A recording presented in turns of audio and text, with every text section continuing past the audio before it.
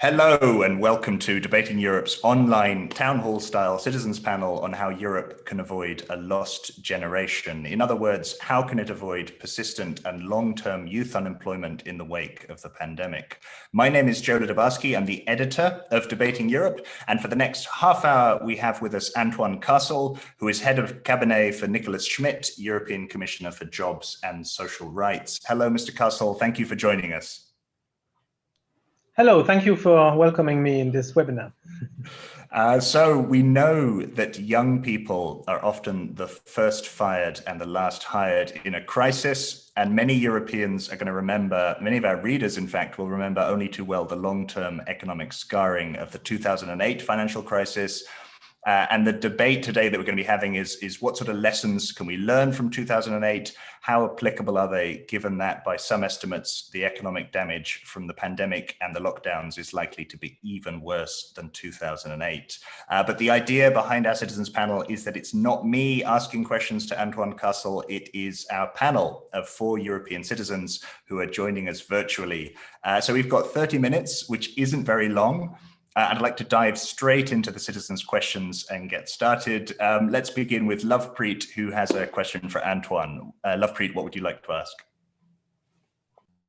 Thank you very much. It's a pleasure to have Mr. Antoine with us today. My question is linked to the recession that we had in 2008, and it's not hard to tell which countries were mostly affected when it comes to unemployment.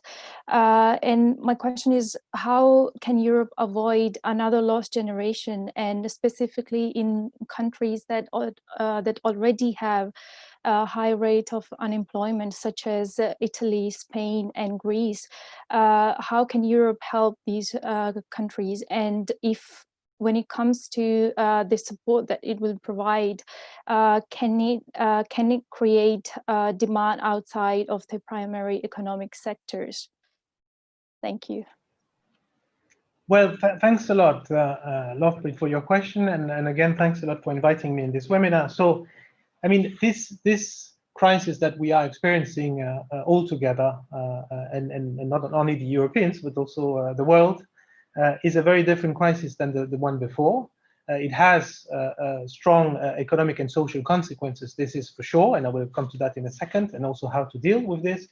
But it is a very different crisis. The crisis in 2008, 2010 was a sovereign debt crisis and a financial crisis.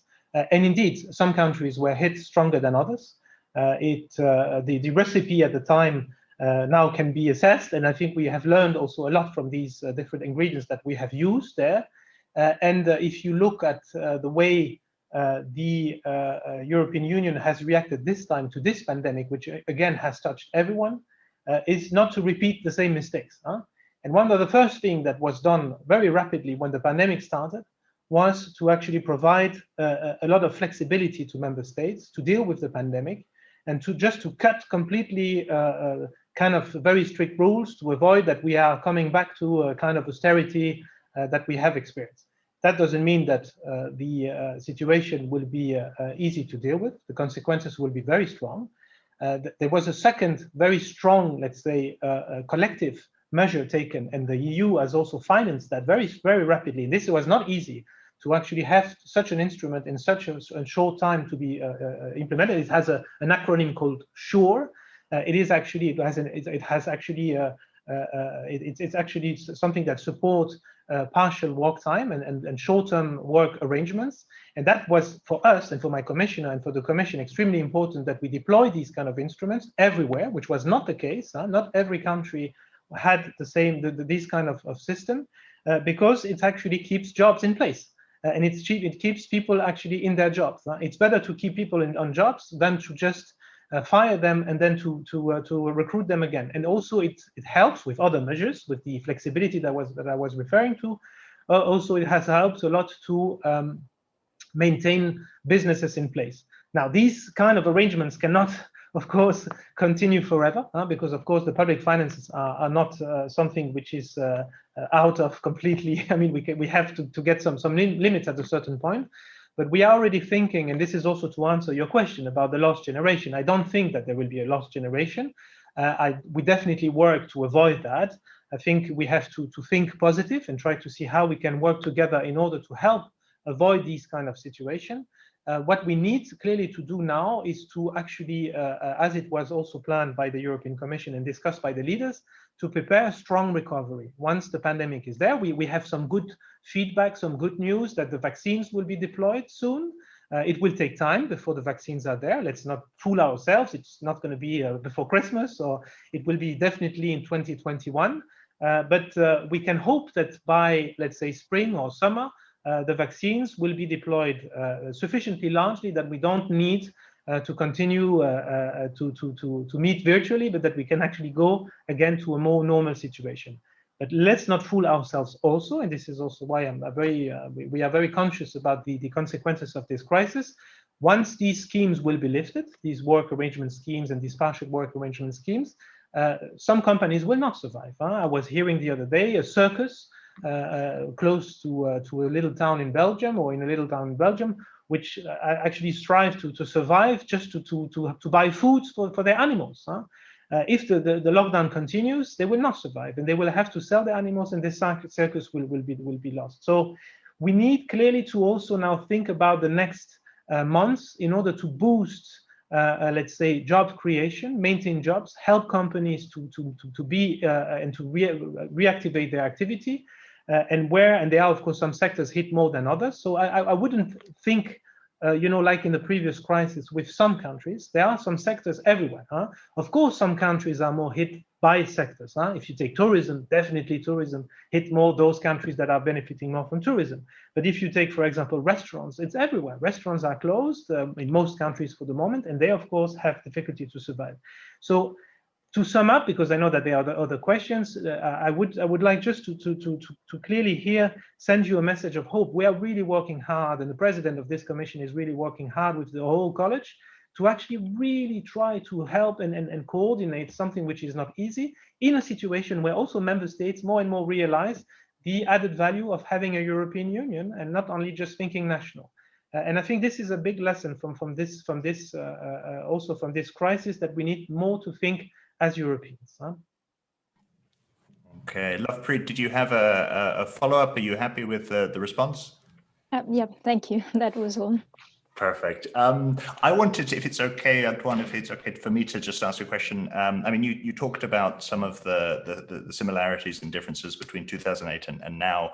I think one of the similarities to me seems to be that some countries, as Lovepreet was saying, have been hit harder than others. I mean, we know that Spain and Italy, for example, were very badly hit in 2008, and they've been, again, incredibly badly hit during the pandemic.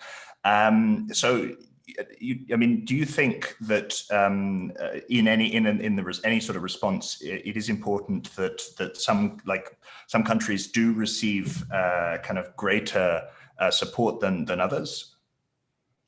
Oh yes, I think I mean there's not one size fits all, like we say.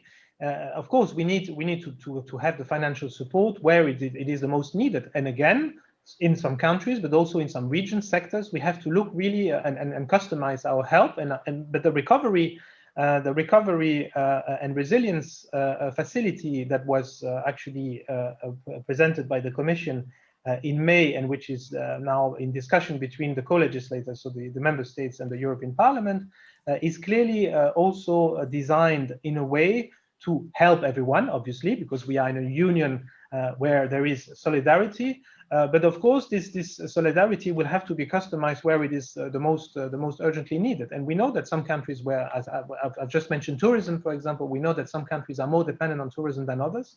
We also know that the pandemic has hit more than others. So because this virus has a very mystery way of spreading. But clearly, we will now look at the plans that member states are designing. These plans will be presented until, I think, spring next year. And then the Commission will obviously, and the Commission under the control of the European Parliament and the member states, will roll out these recovery help in a way which actually helps the most hit by this crisis. But I think there is no one think that this help will be exactly equally shared between the different member states. I think this was also very much shown by the projections that were so far presented by the European Commission. Let's move to the next question from Maria, because I think she wants to talk about this a bit. Maria, could you introduce yourself and ask your question? Sure. Hello, everybody, and thank you for this opportunity. I'm Maria. I come from Spain, one of the countries that are most hit by this crisis. And actually, my first question to you, Mr. Castle, is which are the concrete next steps of Commissioner Schmidt to prevent this lost generation when it comes to policy making? And my second question would be, how do you plan to engage youth organizations and youth like in general in the shaping of these policies? As in the previous crisis, we saw in youth organizations and in youth councils that we weren't part of the conversation and we weren't involved in those policies, for example, in the designing of the youth guarantee. So I would like to hear from you about that. Thank you. Many thanks, Maria. I think to start with the second part of your question, then I will come to the agenda that we are trying to deploy. For my commission, it's extremely important to have as much as possible feedback from people outside of our offices. And it is a very hard time also for my commission. I guess it's the same for all other politicians or those who are having responsibilities for the moment, for not having the possibility to be on the ground, to actually go and meet people, meet stakeholders, meet workers, those who are building Europe actually on a daily basis, besides the policymakers. It is for us crucial to have a strong consultation. We have launched a consultation, and I will come to that in a second, for a very important initiative that we will present next year, which is an action plan to implement an important instrument that was adopted in 2017, which is the European Pillar of Social Rights, 20 principles. I invite all of you to read this pillar. This is our daily Bible. These are 20 principles, but in our mind, these are principles that needs to be fully implemented. And by the way, it's not only my commissioner or myself who think like that. The president obviously has committed to do so, and this is also why we have the mandate to present this action plan. And this action plan will be an important step to a real operationalization of these rights and to ensure that these rights are implemented fully in the different member states, in the different regions, in the different ways. And we will try to guide that. And that doesn't mean that it's only purely European initiatives. It means that we need to, of course, ensure and monitor also that this is done at national level. In order to do that, we need to consult, and we need to have the most and the broad views possible. And actually, the creativity on how to do this will also come from that diversity. So you are encouraged to, I mean, it was launched in January. It will end the consultation for the action plan in 4 or 5 days. You still have time if you want to contribute. There is a dedicated website for that. But if you don't contribute until the time, no problem. You can just send me an email and I will actually repercute that to the task force that is in charge of this preparation of this action plan. But for other things, the same. I mean, any initiative in the social and employment field, according to the treaties, needs to also be presented by a consultation first of social partners. They have a little bit of a monopoly to do so in the first place, but obviously also more largely by public consultation, and obviously also if it concerns young people, like the youth guarantee that we have presented, that you are also involved into the process. So this is an important step. Now, a few words, because I know the time is limited on our agenda. I've referred to the plan and to the implementation of the European Pillar of Social Rights, because this really covers everything in the field of employment and social. We have already started, and the previous commission already had started to implement this pillar by a number of initiatives. During this mandate, we have, for example, presented a very strong skills agenda, also to boost apprenticeship, to boost the possibility for young people to upskill, reskill, but also, of course, all generations to do so. And we have presented the Pact for Skills with companies so that there is a kind of commitment from them also to do so and to do this upskilling. According to our studies, probably more than half of the European workforce needs to be upskilled and reskilled in order to be prepared for these jobs that will come now with these green and digital transitions. And so this is very important for us to have that. But beside that, we need, of course, to ensure that working conditions are the right ones, and this is also in the pillar themselves. So this is also why we have presented a number of initiatives for example, to enhance the security and health at work. We have also presented, as you probably have seen, a kind of framework to ensure that every worker in the European Union has a protection of a minimum wage. It's not to set the minimum wage, because there are some misunderstanding there. People think that Europe can do that. We cannot do that, but it's to ensure that there is a protection, and that these minimum wage are not only set by law, but also by collective agreements, because we strongly believe that social dialogue is part of the social market economy that the European Union is grounded on. So these a few initiatives already from this year, but we will continue with, as I said, the action plan and a number of initiatives stemming from that action plan. And that will go also to actions in order to fight poverty. We will try also to set a target in order to fight poverty stronger. And this is also, beside the youth guarantee, a child guarantee, because we would like also to clearly address the root causes of poverty and the structural causes. If a child is poor, normally the parents are poor. So we need to also think in that way, and obviously we will continue with a number of initiatives next year, and also to roll out those that have been. There's a youth employment support scheme that was presented in July next to the skills agenda, and this youth employment support initiative will also need to be now operationalized through different ways. And of course, get the funding, but we are dependent for the funding on the leaders' agreement. So we hope all that we will go beyond just the current divisions that 2 member states have or 3 member states have now created, to actually have a unanimous agreement, so that we can roll out the funding, because the funding is needed, obviously. Yeah, I wanted to ask you about the funding. Of course, I won't go into I mean, of course, there are disagreements, I'm sure everyone knows, between member states around rule of law and linking it to the economic recovery plan and the EU's long-term budget. How much of your agenda can you implement now? Will you have to wait for the member states to agree? I mean, we have, fortunately, let's say, also next to this, what we call Next Generation EU, we have a number of financing sources that already also exist, which is the REACT EU mechanism, which is a prolongation of the current multi-financial framework program. That will help also to finance a number of things. But let's not fool ourselves. We need this agreement. This is unavoidable. There are mechanics, and I think the lawyers are discussing as we speak how we could overcome a division if it would be persistent after 2020. But I cannot imagine that we go there, to be honest. I think there will be an agreement before that. I don't have the solution. There are many ways to deal with this, but I think we have to go beyond this. When you think about it also, I mean, it's not. I mean, I don't want to blame those 2 member states that are blocking. They probably have the legitimate reasons to do so. But I think we have fundamentals that needs now to be ensured.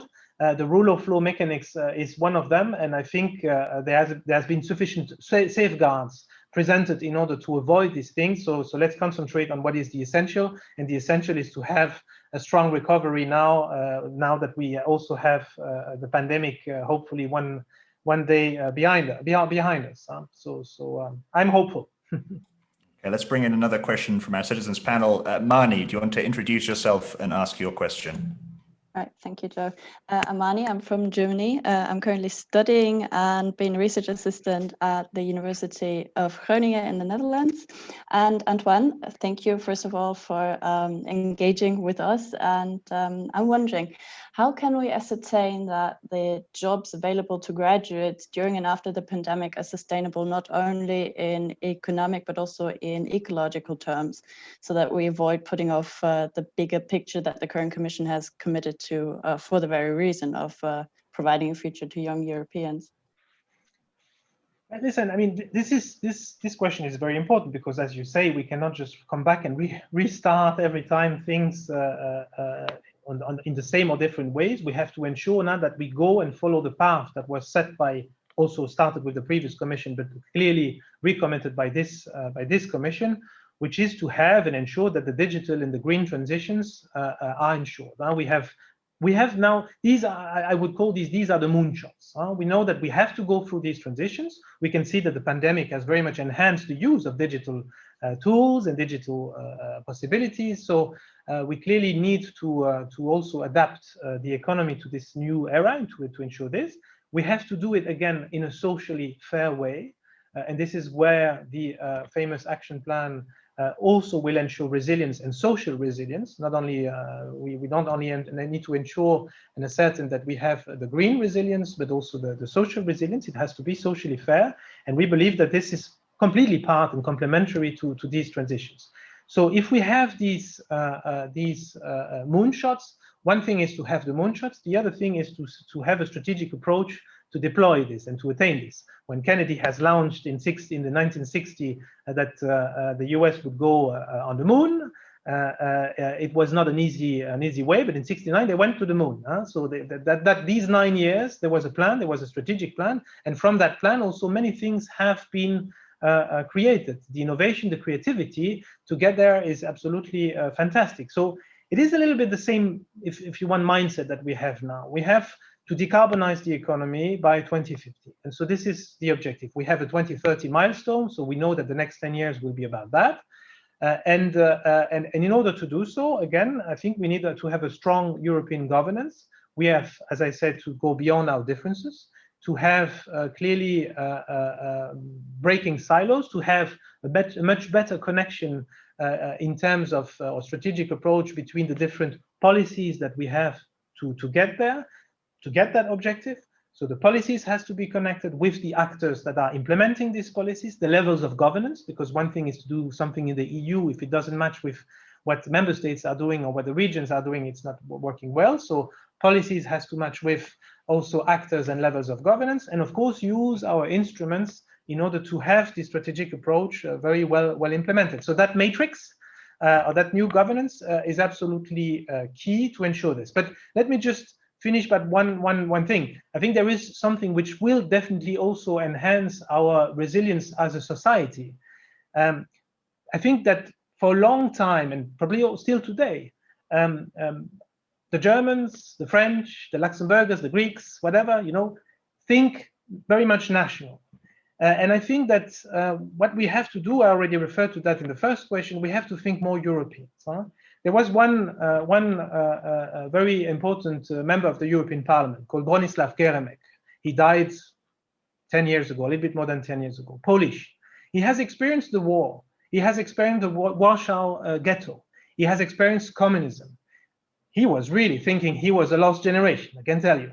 But still, he was always thinking that at a certain point in time, Poland will actually join the European family. And he was thinking about that like a dream that you smile about, but never will come true. And then one day it came true. He became a member of the European Parliament. Imagine for the end of his life, that was just fantastic. And then he had this sentence. He said, yes, we have built Europe, because he has realized Europe was built, and unfortunately still things to do. But there is something that we forgot to do, he said. He always said, we forgot to do the Europeans. So we need to do the Europeans now. And I think this is important. I think that the crisis is also extremely important in that sense, because it has shown our weaknesses in terms of dependency on many things. We have seen with some medicines that are only created in India that we absolutely need, like paracetamol. We cannot, in a pandemic, not have paracetamol in Europe. So we will have to also produce paracetamol. I'm not developing here an anti-trade agenda or a protectionist agenda, but we have to be less naive in what we do and think European. We also saw with the current US administration, now with change, that our allies are not always the one that we think.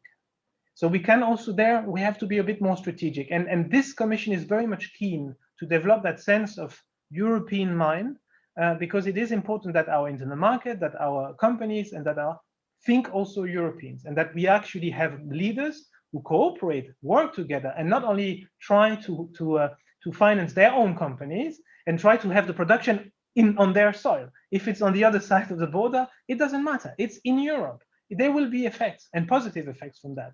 So one has to go beyond that. I think this is now coming more and more. I think leaders are really thinking like that, but it will still take time before we get Europeans. It probably starts at school by the education.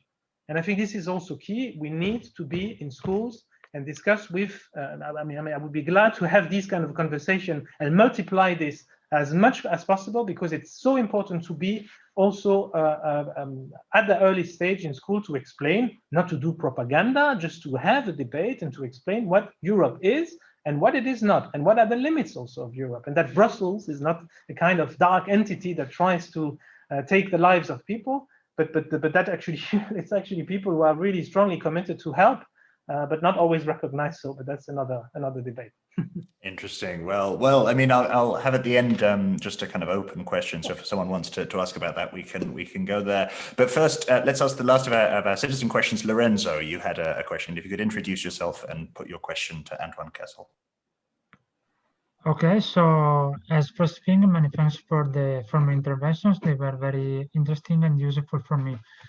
My name is Lorenzo. I am 29 years old and I'm from Italy.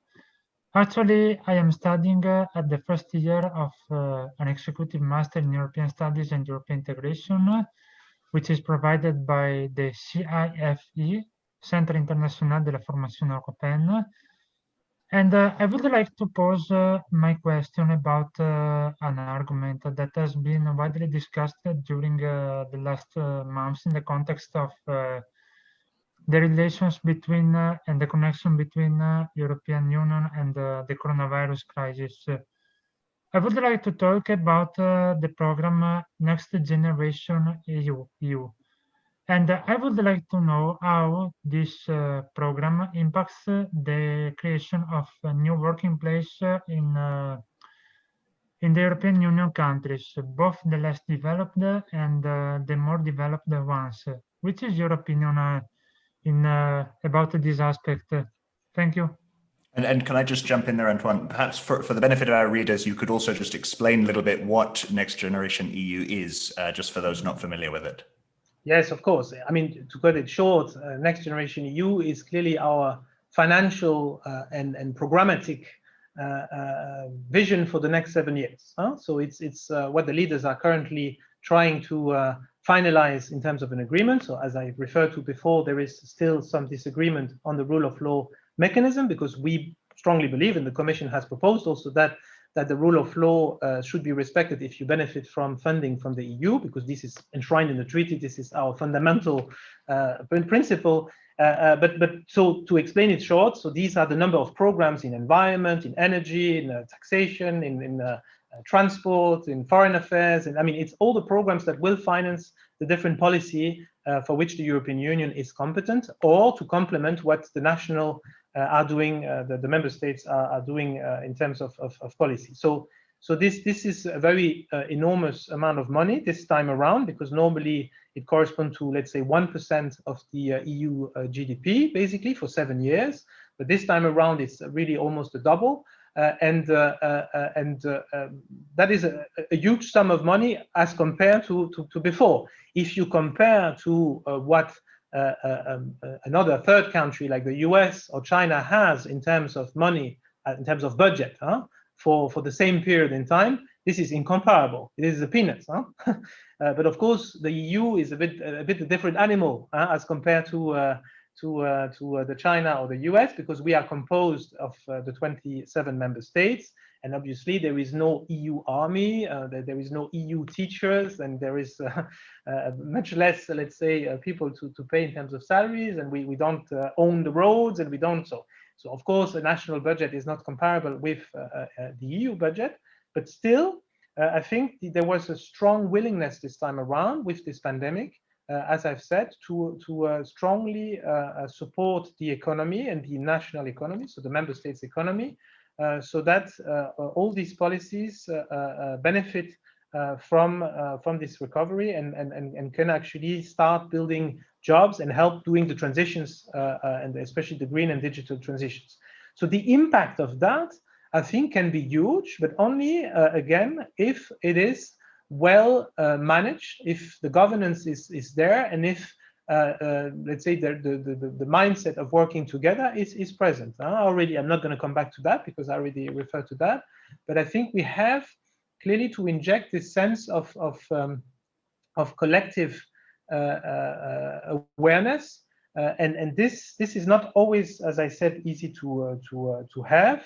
And I think now more and more there are some common projects that are emerging from all of this. We have here in the Commission a commissioner in charge of the internal market, who's trying really to go beyond national borders to present what the industry can actually has as an impact.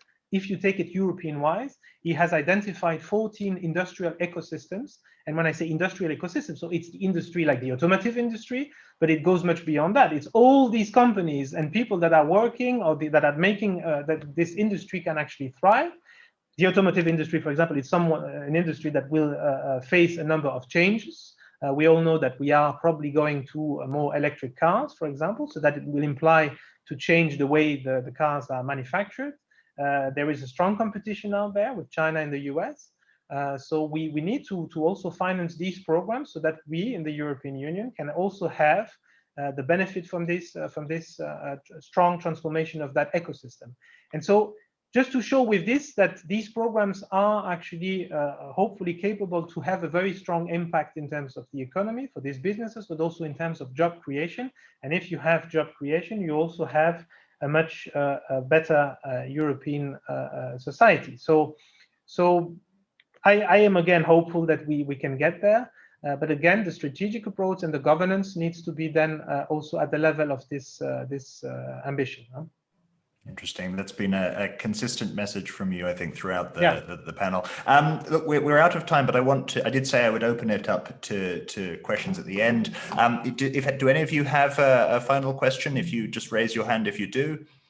If you don't, oh yes, we've got two. Perhaps we'll kind of group them together if that's okay. So Maria, if you ask your question, then Lovepreet, I'll come to you. Yeah, from my side is just a final remark that it's true that in the member states is there the governance afterwards for the policies that are implemented. So it's very crucial that from the European Commission there is also a promoting of having youth organizations and young people engaged in the processes, because we are working with young people directly and we know which are the needs and the violation of youth rights in these terms. Okay, and Lovepreet as well, do you want to ask your question? Yes, just very quickly, just wanted to say that we are very much focusing on creating the opportunities and focusing on the resources to face a post-COVID reality. And the EU has made a very laudable decision to ban unpaid internships. What if the EU has a say in let's say in making the opportunities that are already available to make them fair, so they can be seen in the same light as those new opportunities, so they can be considered. Obviously, unpaid internships are not seen in a very positive light, and it's understandable that we are already in a very difficult situation. So would it be possible for the EU to let's say to promote these internships and to make them fair when it comes to having an influence for member states? Thank you. Very interesting question, Lovepreet. Thank you. Antoine, so we have a question from Maria on youth organizations and engaging them in the process, and from Lovepreet on promoting fair internships. What would you say? So on the first question about having the young people engage, I mean, as I've already said, for us it's very important to do so. We will continue, of course, to liaise with young people, but let's not again there. And this is also why I've emphasized so much the role of member states in this area, because the Commission is an institution based in Brussels, currently locked down like others.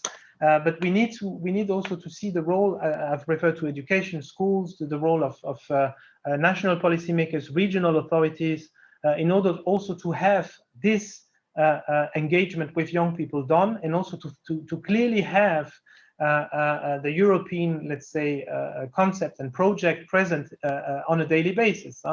It's not because Brussels and the institutions are physically based in Brussels that the European project cannot be discussed with young people. But so there is a responsibility, a common responsibility. This also refers to communication, obviously, And I know, and I would be the last to say, the first to say, sorry, that the communication of the Commission is the best absolutely ever. There has been some improvements.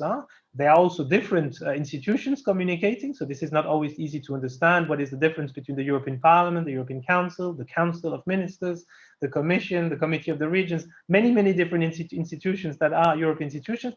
And then you have member states also that are not always keen to broadcast what the European Union is doing. This is very much different from one member state to another. This is a big debate, and I'm not going to go into this, but if you take some countries where EU is almost absolutely zero present in the evening news, and then there are other countries where it's the first news.